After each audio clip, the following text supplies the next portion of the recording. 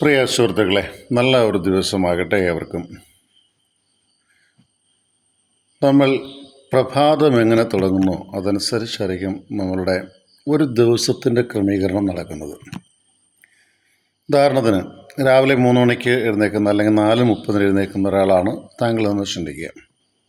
സ്ഥിരമായിട്ട് എഴുന്നേൽക്കുന്നതാണ്. ഈ സമയത്ത് എഴുന്നേൽക്കുകയും നിങ്ങളുടെ പ്രഭാത കർമ്മങ്ങൾ കൃത്യമായി ചെയ്യുകയും ചെയ്താൽ അന്നത്തെ ദിവസം വലിയ ടെൻഷൻ ഇല്ലാതെ തീരും.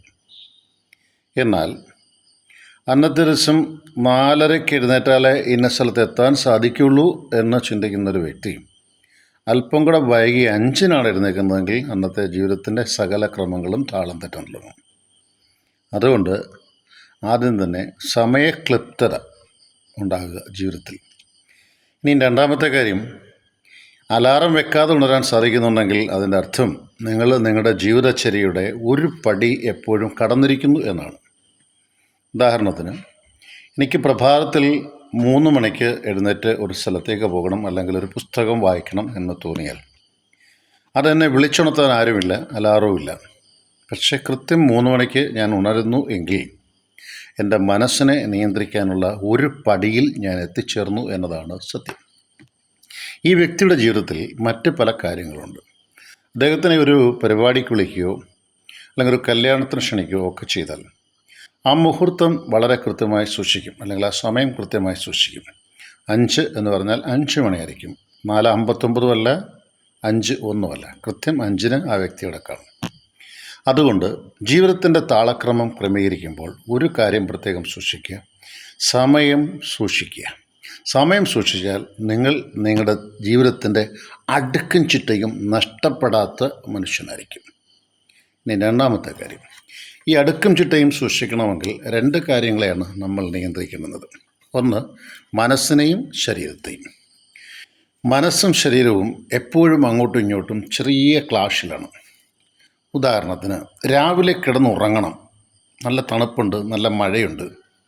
അപ്പോൾ അങ്ങനെ കിടന്നുറങ്ങണമെന്നുള്ള മനസ്സിനല്ല ആഗ്രഹം, ശരീരത്തിനാണ്. മനസ്സിന് ആഗ്രഹമുണ്ട് 4:30 എഴുന്നേറ്റ് കുളിച്ച് വൃത്തിയായി അല്പ ധ്യാനമൊക്കെ നടത്തി പ്രാണായാമമൊക്കെ നടത്തി പോകണമെന്ന്. പക്ഷെ ശരീരം പറയും കിടന്നുകൊള്ളാൻ പറയും. എന്നാൽ ഈ മനസ്സിനെയും ശരീരത്തെയും ഒരു സന്തുലിത അവസ്ഥയിലേക്ക് കൊണ്ടുപോവുക.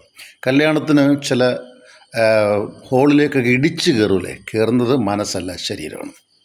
ഒരുമിച്ച് വച്ചിരിക്കുന്ന ഭക്ഷണം, ബുഫേ സിസ്റ്റം വലിച്ചു വാരി എടുക്കുന്നത് മനസ്സല്ല, ശരീരമാണ്. മനസ്സ് വരെ നാണക്കേട, എടുക്കല്ലേ, ഇങ്ങനെയൊക്കെ വലിച്ചു വാരി എടുക്കല്ലേ. പക്ഷെ ശരീരം അതിനുവേണ്ടി ക്രൈവ് ചെയ്യും.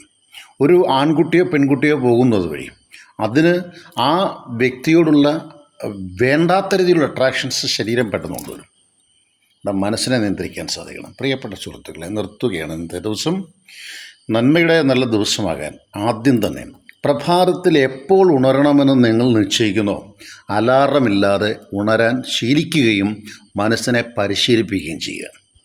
ഞാൻ അർജുനൻ ഗാണ്ഡീവം എടുക്കുമ്പോൾ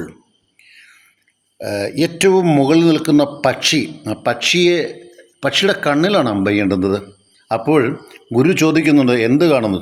ആദ്യം ഗാണ്ഡീവം എടുത്തവരൊക്കെ, വില്ലെടുത്തവരൊക്കെ പറഞ്ഞു, ഞങ്ങൾ ഇല കാണുന്നു, മരം കാണുന്നു, പക്ഷിയെ കാണുന്നു, എല്ലാം പറഞ്ഞു. പക്ഷെ അർജുനൻ പറഞ്ഞൊരു കാര്യമുണ്ട്, ഞാൻ പക്ഷിയുടെ കണ്ണ് മാത്രമേ കാണുന്നുള്ളൂ. ഇതായിരിക്കണം നമ്മുടെ ജീവിതത്തിൻ്റെ ലക്ഷ്യബോധം. നല്ല ദിവസത്തിൽ നന്മകൾ എല്ലാവർക്കും ഉണ്ടാകട്ടെ. ജോൺസൺ കരൂർ.